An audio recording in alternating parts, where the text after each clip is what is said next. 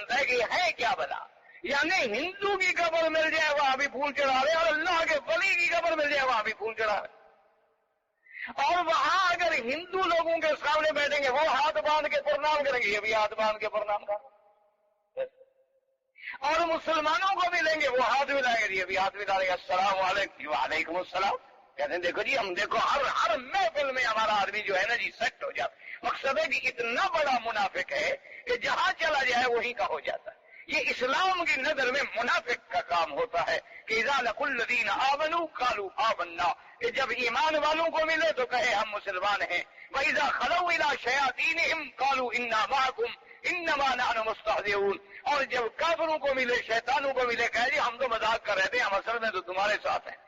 سیدھی اندازہ لگاؤ کہ مجھے تو یہ ڈر لگتا ہے کہ مجموعی طور پر ہماری جو اس وقت امت مسلمہ ہے, الا قلیل من عبادی الشکور, مجموعی طور پر ہم نفاق عملی کا شکار ہو گئے. مجموعی مرض آ گیا ہمارے اندر نفاق. جو بھی آئے گا اسی کو خلو الی شیاطینہم قالوا انا معکم انما نحن مستہزئون. اور جب کافروں کو ملے, شیطانوں کو ملے, کہے جی ہم تو مذاق کر رہے تھے, ہم اصل میں تو تمہارے ساتھ ہیں. اب اسی سے اندازہ لگاؤ کہ مجھے تو یہ ڈر لگتا ہے کہ مجموعی طور پر ہماری جو اس وقت امت مسلمہ ہے, الا قلیل من عبادی الشکور, مجموعی طور پر ہم نفاق عملی کا شکار ہو گئے. مجموعی مرض آ گیا ہمارے اندر نفاق. جو بھی آئے گا اسی کو کہہ دیں گے جی ہم تو تمہارے ساتھ. یہ ایمان والے کا کام نہیں ہوتا. جب تک ہم ایمان پہ نہیں جمیں گے, حق کو حق نہیں کہیں گے, باطل کو باطل نہیں کہیں گے, اس وقت تک معاشرے کی اصلاح نہیں ہو سکتی. ہمیشہ یاد رکھیں, جو بات ٹھیک ہے اس کو ٹھیک کہو, جو بات غلط ہے اس کو غلط کہو. رات ہے تو کہو رات ہے, دن ہے تو کہو دن ہے, حلال ہے تو کہو حلال ہے, حرام ہے تو کہو حرام.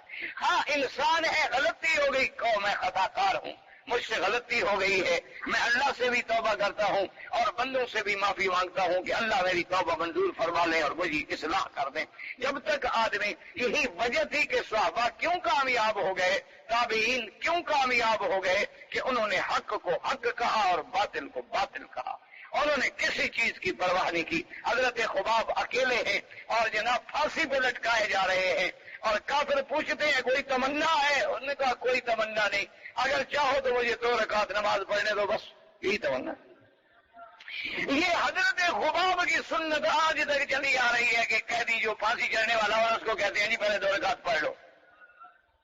یہ اصل ابتدا جو ہے حضرت خباب رضی اللہ تعالیٰ عنہ سے ہوئی, اور آپ نے نماز پڑھی, اور نماز پڑھنے کے فوراً بعد سلام پھیرا اور کافروں سے کہا کہ میرا دل چاہتا تھا کہ میں نماز لمبی کروں, لیکن میں نے لمبی اس لیے نہیں کی, تم کہیں یہ نہ سمجھو کہ میں پھانسی سے ڈر گیا ہوں. جب میں حق پہ ہوں, اللہ کے دین پہ مر رہا ہوں, پھانسی سے مروں, گولی سے مروں, دائیں گروں بائیں گروں, کوئی بات نہیں, جدھر مرضی ہے چلو پھانسی دے دو مجھے.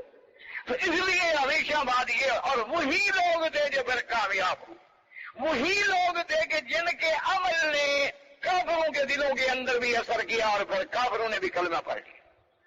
کہ ان کے دلوں پہ دیکھو نا جی, اب ایک آدمی ہے, ہزاروں آدمی کھڑے پھانسی چڑھنے کے لیے جا رہا ہے, لیکن وہ کہتے ہیں کوئی بات نہیں, میں حق پر ہوں اور میں سچے دین پر ہوں اور میں محمد مدنی کا غلام ہوں, مجھے پھانسی دے رہے, الحمدللہ آمنا وصدقنا, جو میرے اللہ نے لکھا ہے ٹھیک.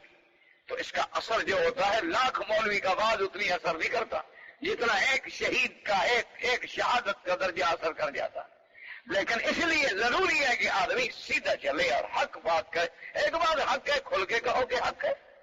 ہم نے خود اپنے آپ کو اتنا بگاڑ لیا ہے کہ جو مرضی ہے چل جائے, جس مجلس میں بیٹھ جائیں گے اسی مجلس کے ہو جائیں گے. اللہ تبارک و تعالیٰ رحمت فرمائے. شیعہ کے ساتھ بیٹھیں گے شیعہ بن جائیں گے, قادیانیوں کے ساتھ بیٹھیں گے قادیانی بن جائیں گے, سنیوں کے ساتھ بیٹھیں گے پکے سنی بن جائیں گے, موحدین کے ساتھ بیٹھیں گے پکے موحد بن جائیں گے, پھر مبتدعین کے بعد جائیں گے سب سے بڑے بدتی بن جائیں گے, 11ویں والے دن سب سے زیادہ کھیر پینے والے دودھ کھانے والے بن جائیں گے, اور جناب قبروں پہ جائیں گے بڑھ بڑھ کے ماشاءاللہ پیالے چاولوں کے لے رہے ہوں گے کہ جی سبحان اللہ لنگر کا کھانا ہے, حلال کھایا ہی ہم نے آج. کہتے ہیں جی سبحان ہے, یعنی اب بھی ماشاءاللہ لاہور میں بڑے بڑے لوگ ہیں جن کو میں ذاتی طور پر بھی جانتا ہوں, ان کا کھانا رات کو لنگر سے آتا ہے, حضرت داتا صاحب کے لنگر سے, وہاں سے کھاتے ہیں. کیوں جی؟ وہ جی داتا صاحب کا لنگر. بھائی داتا صاحب کا لنگر کا مجھے تو آج تک سمجھ نہیں آیا کہ داتا صاحب کے لنگر کا کیا معنی. مجھے تو آج تک ایسے لفظ کا ترجمہ نہیں. یعنی پیسے داتا صاحب دیتے ہیں. بھائی لنگر جو داتا صاحب کا ہے تو یعنی وہ سارا پیسہ حضرت داتا صاحب نے دیا، یا ان کے نام پر وصول ہوا؟ کوئی فیصلہ تو کرو نا. اچھا، ان کے نام پر جو وصول ہوا تو کیا وہ زکوٰۃ تھی، صدقات تھا، صدقات واجبہ تھے، صدقات نافلہ تھے، کیا تھا؟ اچھا، پھر دینے والے کون تھے؟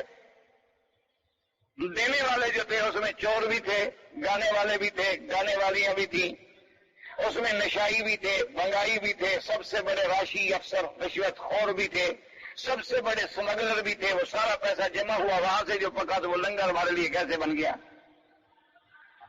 کوئی عقل کی بات تو کرو نا. آخر وہ پیسہ کہاں سے آیا ہے؟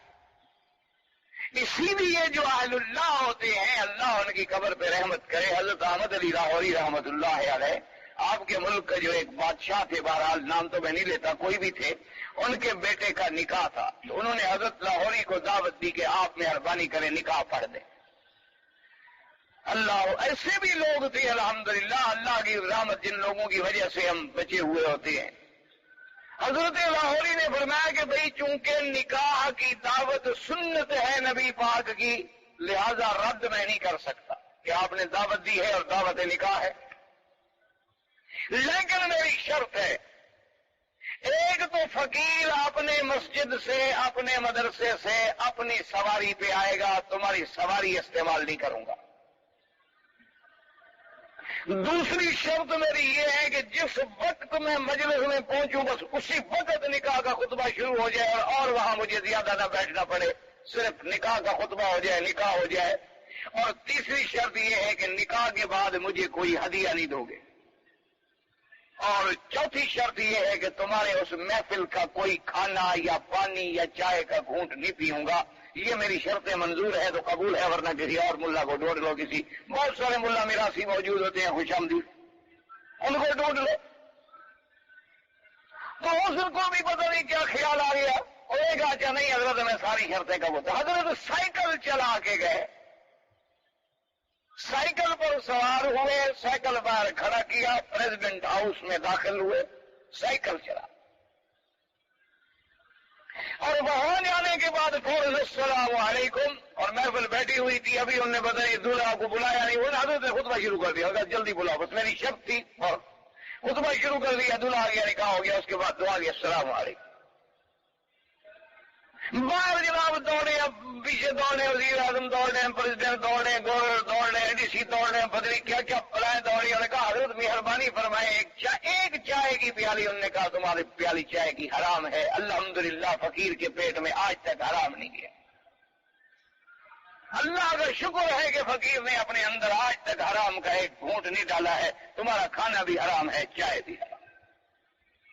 السلام علیکم ورحمۃ اللہ. ایسے لوگ بھی تھے اور ہیں دنیا میں، چھپے ہوئے ہیں بیچارے، پڑے ہیں کونے خدرے میں، جنہیں کوئی جاننے پوچھنے والا بھی نہیں، جنہیں کوئی پوچھتا بھی نہیں کہ تم کون ہو اور کہاں ہو اور تمہاری کیا حیثیت ہے. اسی لیے میرے آقا کی حدیث مبارک ہے کہ رب عائشہ صاغبر، میں نے نبی نے فرمایا بعض لوگ ایسے ہوتے ہیں کہ جن کے سر پہ بھی مٹی ہوتی ہے، سر پہ دوپٹہ بھی اور ابامہ بھی نہیں ہوتا، اور پاؤں پر بھی غبار ہوتا ہے کہ پاؤں میں پہننے کا جوتا بھی نہیں ہوتا، پھٹے پرانے کپڑوں میں ہوتے ہیں، کسی سے رشتہ مانگے تو رشتہ نہ دے، کسی کے سفارش کریں تو وہ سفارش نہ مانے، کسی سے بات کریں تو کوئی ان کی بات نہ سنے. لیکن اللہ کے ہاں ان کا اتنا بڑا مرتبہ ہوتا ہے، اگر وہ قسم کھا دے تو اللہ بھی ان کی پوری کر دیتا. اور میں لو اقسم علی اللہ لا برہ، اگر وہ اپنے رب کے آگے کسی بات میں قسم کھا بیٹھے تو پھر اللہ بھی پوری کر دیتا. ان لوگوں کا مقام ایسے ہو. ازکاری صاحب نے لکھا ہے، شیخ الاسلام نے لکھا ہے کہ ایک دفعہ بارش نہ آئے، پڑے روئے، استسقا پڑے، دعائیں کی، بارش. انہوں نے لکھا ہے، قاری طیب محمد طیب صاحب نے لکھا، انہوں نے کہا میری عمر اس وقت چھوٹی سی 10-12 سال کا تھا، تو مجھے اپنے استاد نے بلایا. اس نے کہا کہ بھائی دیکھو محمد طیب، فلاں گلی میں جو ہے ایک فقیر بیٹھا ہے نا،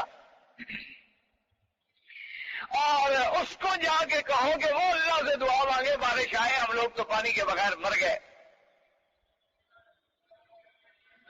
تو آپ نے فرمایا حضرت میں تو بچہ ہوں. آپ نے کہا کہ نہیں تم چونکہ جاتے رہتے ہو، کبھی اس کو لسی پلاتے ہو، کبھی اس کو پانی پلاتے ہو، کبھی اس کو کچھ دے دیتے ہو، تو وہ تمہارے ساتھ کچھ مانوس ہے اس کو جا. اور بات یہ ہے کہ میں آیا وہ بیٹھا، آپ بیٹھے دھوپ میں بیٹھے ہوئے فقیر ہے. میں نے کہا حضرت اللہ سے دعا کرو، پانی نہیں ہے، بارش نہیں ہے، لوگ بڑے پریشان ہیں. کہتے ہیں اچھا تم کیوں آ گئے میرے پاس؟ میں نے کہا حضرت اچھا کام ہے، نیکی کا کام ہے، کیا کر رہے ہیں؟ میں کوئی برا کام تو نہیں ہے. کہیں گے اچھا بھائی، کہتے تو ہیں اللہ میاں کو، اور آج کل ہیں ہم سے ناراض، پتہ نہیں شاید ہماری بات مان لیں. چلو کہتے ہیں کیا ہم بھی کہہ دیں؟ تم مولویوں نے زور لگا لیا. میں نے کہا حضرت مولویوں کے بس میں تھوڑی کوئی چیز ہے، مولویوں کے بس میں کچھ ہوتا تو ساری دنیا نہ ٹھیک ہو جائے. مولوی بھی بندے ہوتے ہیں، کبھی دعا اللہ نے مان لی، کبھی نہ مانی تو نہ مانی. وہ کبھی اچھا ٹھیک ہے جی، آج پھر ہم بھی اپنے اللہ سے کہیں. قاری صاحب نے اپنی کتابوں میں لکھا ہے کہ میں ابھی مدرسے میں نہیں پہنچا اور بارش شروع ہو. ایسے بھی تو لوگ تھے. کیونکہ اندر حلال ہے، زبان پہ کبھی جھوٹ آیا نہیں. جب ہاتھ اٹھاتے ہیں تو خدا خالی کرتا ہے.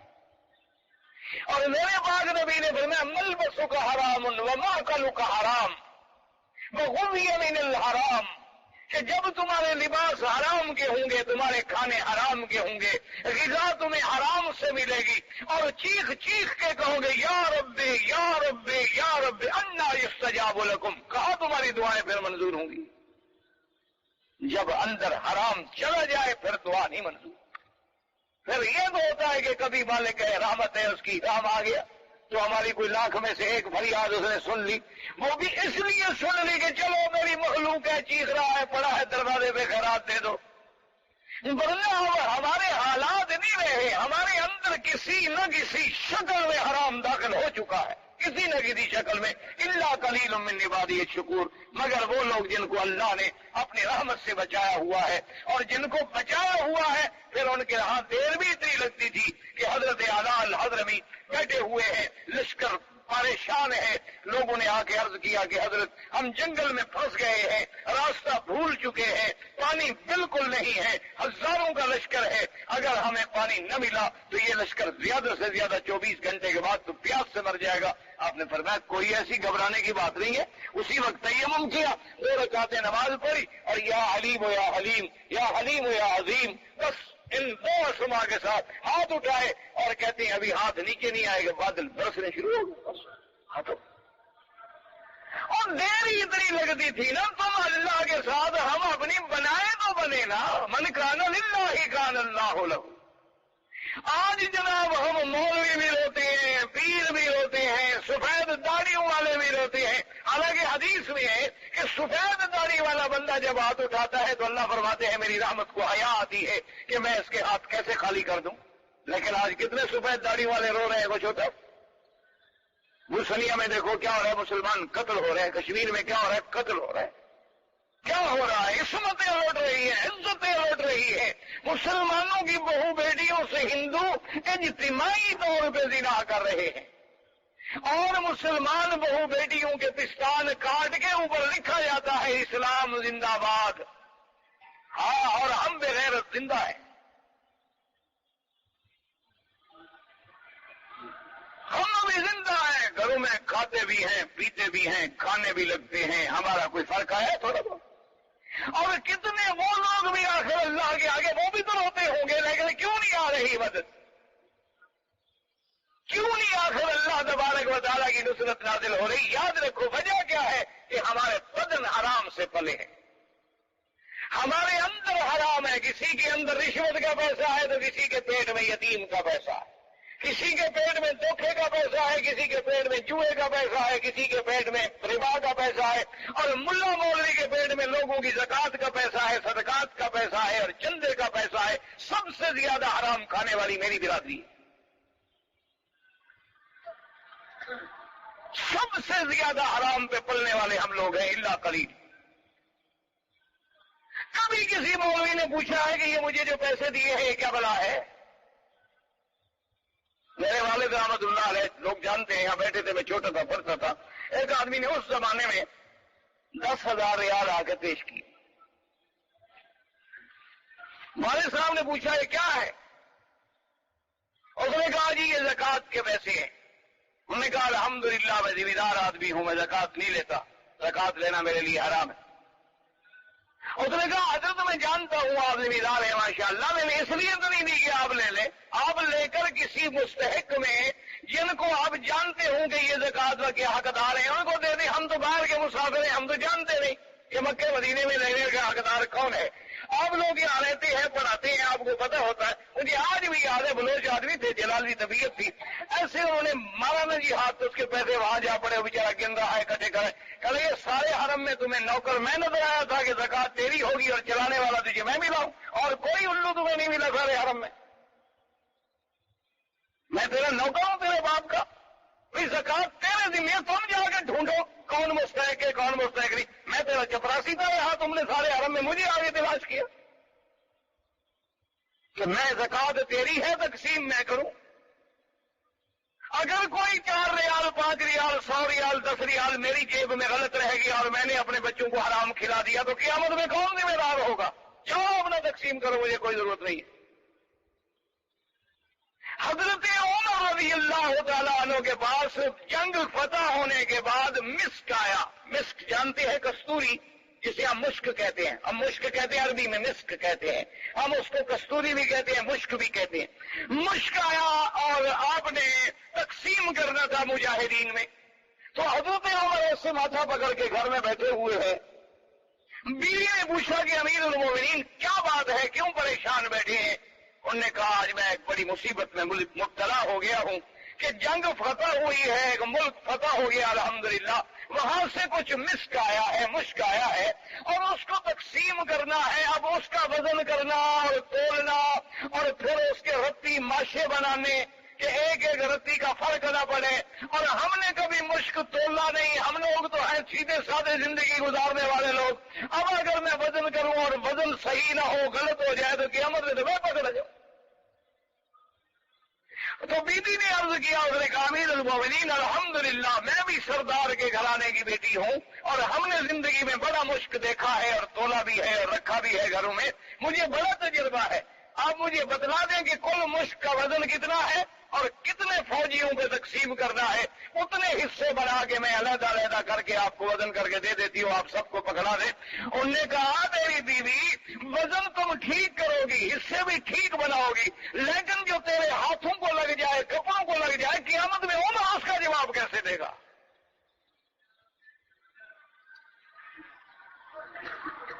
اس کے بارے میں میں کیا کہوں گا؟ تو میری بیوی نے وزن کیا تھا اور میں خبردار، میری کسی بیوی کو حق نہیں.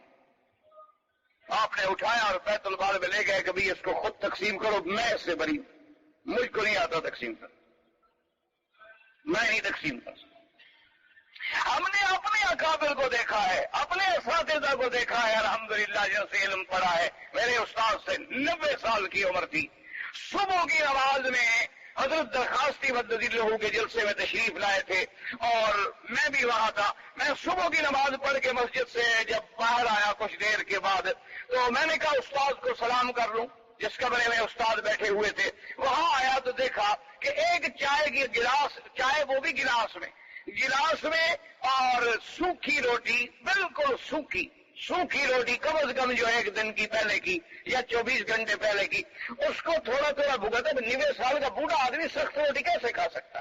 اب خود اندر اب بھگوتے ہیں، پھر کھاتے ہیں، وہ کھائی نہیں جاتی، پھر اس کو بھگوتے ہیں.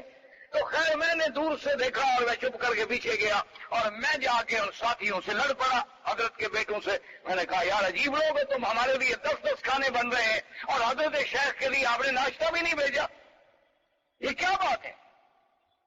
کیا تم کر رہے ہو؟ خدا کے بندے ہو، کیا بات ہے؟ مولوی مکی کے لیے 10 کھانے آتے ہیں ناشتے میں، اور جو میرا استاد ہے، شیخ ہے، بزرگ ہے، مجاہد ہے، محدث ہے، اس کا تم نے ناشتے نہیں ہوتے. کہا بھائی ہمارے ساتھ ناراض ہو یا بلوچ آدمی ہو، تم بھی جب غصہ آتا ہے تو بغیر راشن کے بس سوار ہو جاتے ہو. تم کچھ بات بھی تو سنو. ہم تو سب سے پہلے حضرت کے پاس ناشتہ لے گئے، انہوں نے انکار کر دیا، نے کہا ایک گلاس میں چائے ڈال کے لے آؤ. تو ہم کیا کریں؟ میں حضرت کی خدمت میں آیا، میں نے کہا حضرت یہ آپ کیا کر رہے ہیں؟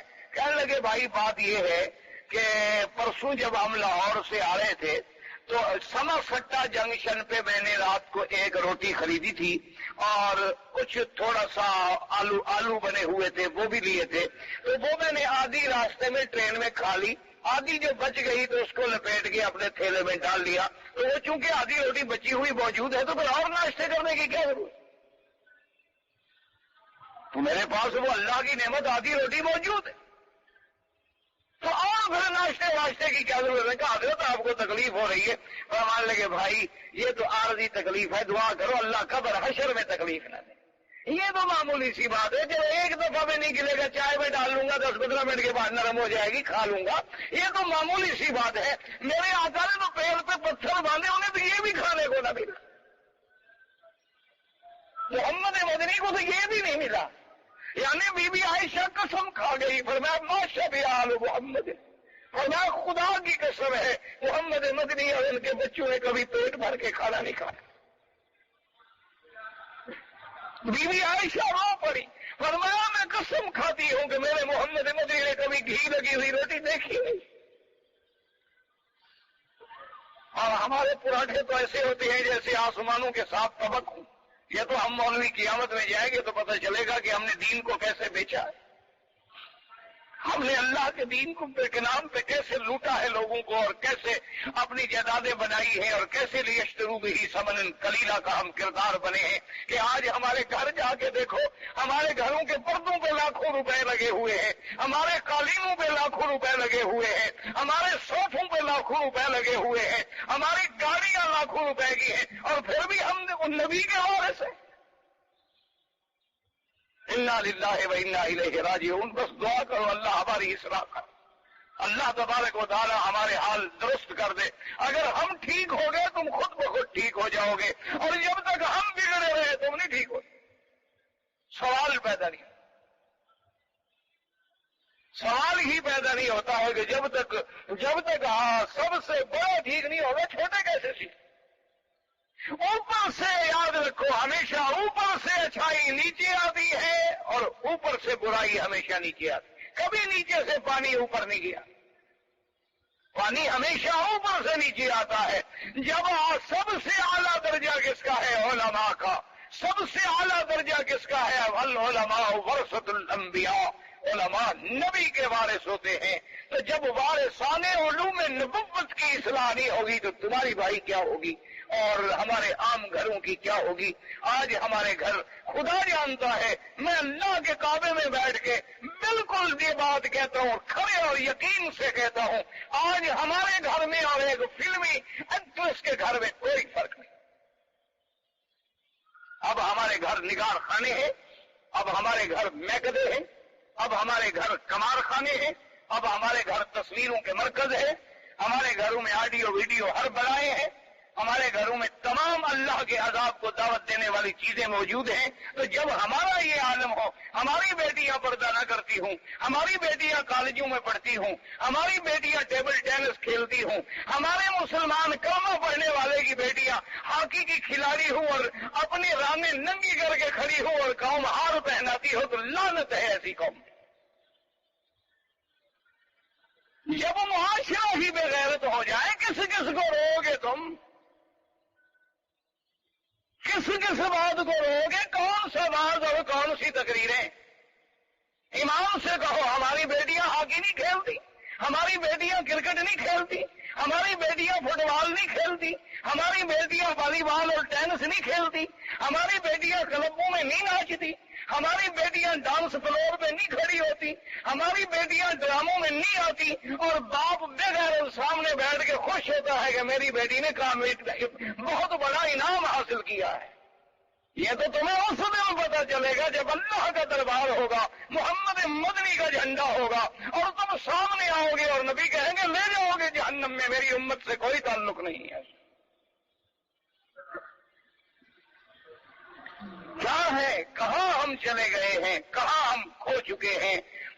پورے کا پورا بالکل عین وہ عالم ہے جیسے کہ میرے آقا نے فرمایا وَكُنْتُمْ عَلَىٰ شَفَا حُفْرَةٍ مِّنَ النَّارِ، فرمایا کہ اللہ نے مجھے جب بھیجا تھا تو تم اس وقت جہنم کے گلے کے کنارے پہ پہنچ چکے تھے. فانقذکم منہا، اب بھی دعا کرو کہ اللہ ہمیں اس جہنم سے نکال، ورنہ ہم بالکل جہنم میں گرنے والے ہیں اور ہمارے بچنے کے کوئی اسباب نہیں.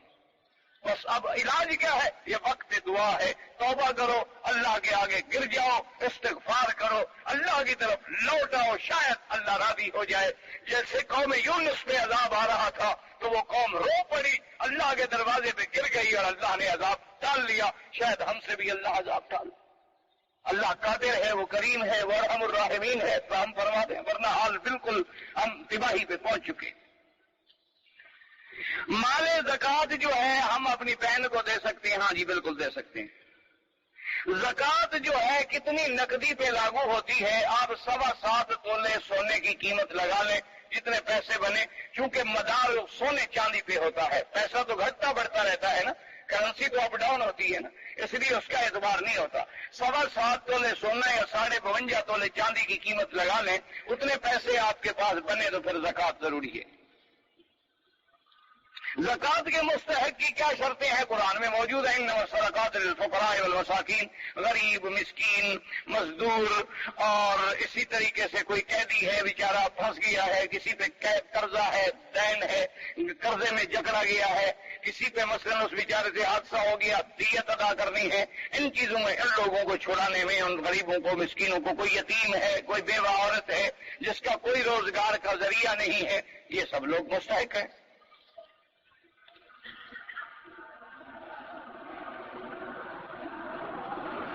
ایک میرے دوست نے ایک منت مانی تھی کہ میرا کام ہو گیا تو فلاں بزرگ کی قبر پہ چادر چڑھاؤں. قبر پہ چادر چڑھانا بدعت ہے اور ناجائز ہے.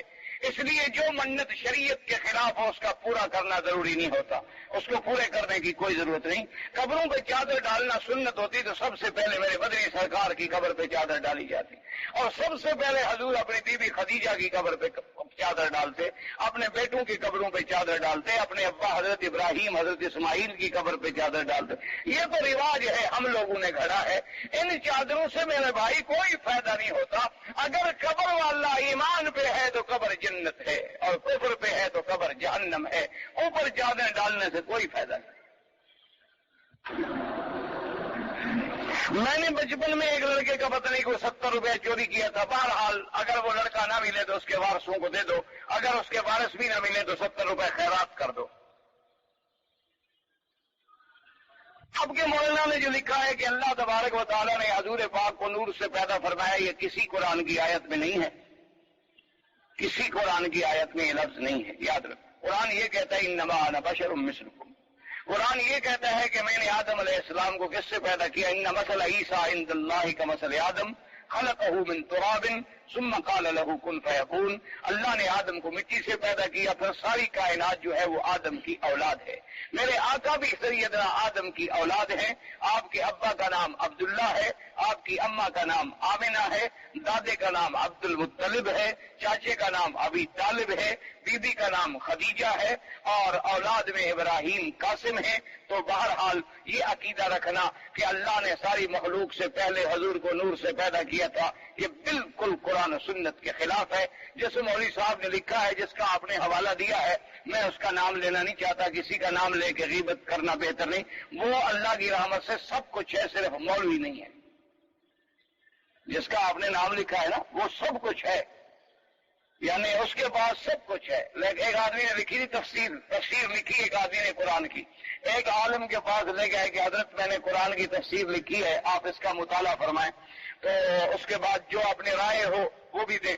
تو حضرت نے وہ پڑھی، تو وہ جب واپس آیا تو اس نے پوچھا کہ حضرت کیا آپ نے وہ لکھا نہیں؟ آپ نے فرمایا اس میں سب کچھ ہے، صرف قرآن کی تفسیر نہیں ہے، اور اس میں سب کچھ ہے لیکن تفسیر قرآن نہیں. تو جس بزرگ کا تم نے نام لکھا ہے نا، وہ سب کچھ ہے لیکن مولوی نہیں ہے. آپ کو غلط فہمی ہے کہ وہ مولوی ہے. وہ مولوی ہے ہی نہیں، وہ تو پروفیسر ٹائپ آدمی ہے. کالجوں میں کہیں پروفیسر تھا، پھر اس کو کوئی ایک دو عقل کے بے وقوف مل گئے، انہوں نے لاکھوں روپے دے دیے، ادارہ بن گیا، وہ بڑی شے بن گیا. جو آدمی اتنا بڑا جھوٹ بولتا ہو کہ میں نے خواب میں دیکھا حضور نے فرمایا تیرے ادارے میں آؤں گا لیکن PIA کی ٹکٹ تم لو، وہ آدمی مولوی ہو سکتا ہے؟ خدا کا خوف کرو. یہ نبی علیہ السلام کو ٹکٹ کی ضرورت تھی، اور وہ بھی PIA کے جہاز کی، دوسرے جہاز پہ بھی نہیں بیٹھتے حضور. کہ آپ دعا کرو. میں نے اسی لیے کہا نا بھائی دعا کرو اللہ مولویوں کی ہدایت ہے. بس تم ہمارے لیے دعا نہیں کرتے ہو. اصل میں تو کرتا ہوں تمہارے لیے, تم نہیں کرتے.